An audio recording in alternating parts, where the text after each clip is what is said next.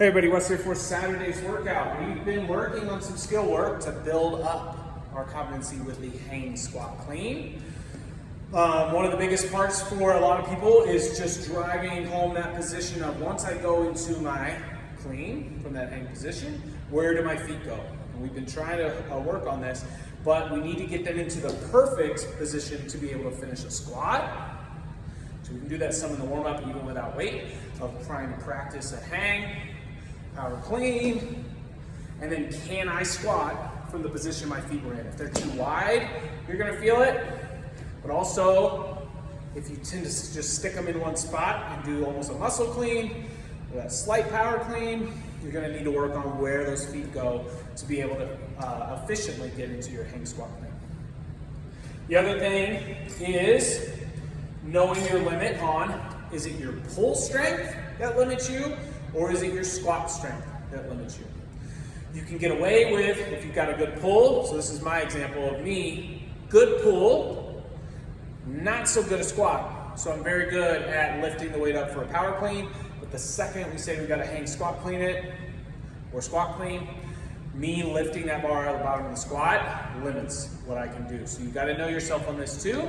But the same would go if you had the limit on the pull. Maybe you can squat it just fine, but this is a combination. You gotta be able to pull it first and then squat it up. So that might limit you there. The goal would be to build those up together so that you can get better at this movement that's combined. But we'll have 15 minutes to build up to that 3 rep.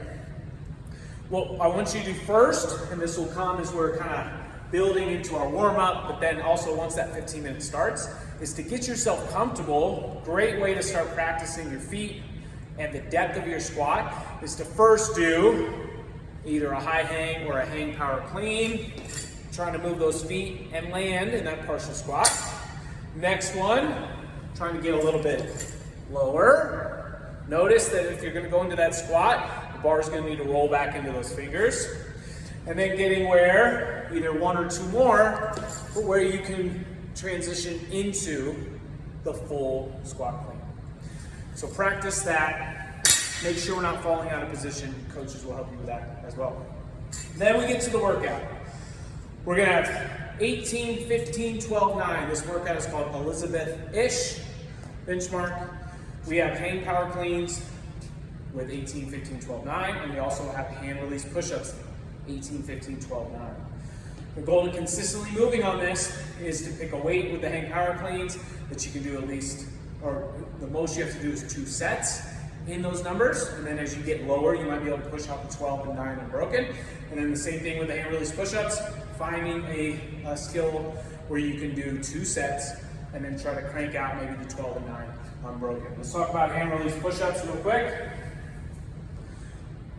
If we're going from the toes, we just want to make sure we're maintaining that good, strong body position where the body moves all together. And we're not doing just our upper body hinging where we keep our butt low and hinge. That's not a good push-up.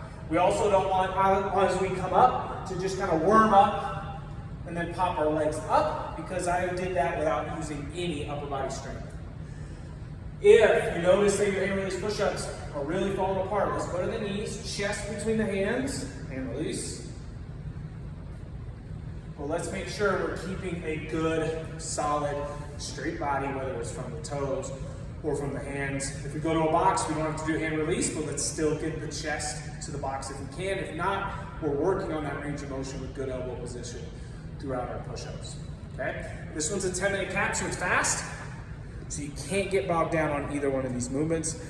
Choose wisely the weight, choose wisely the push-up option that you pick. And Saturday, Elizabeth-ish, we'll see you then.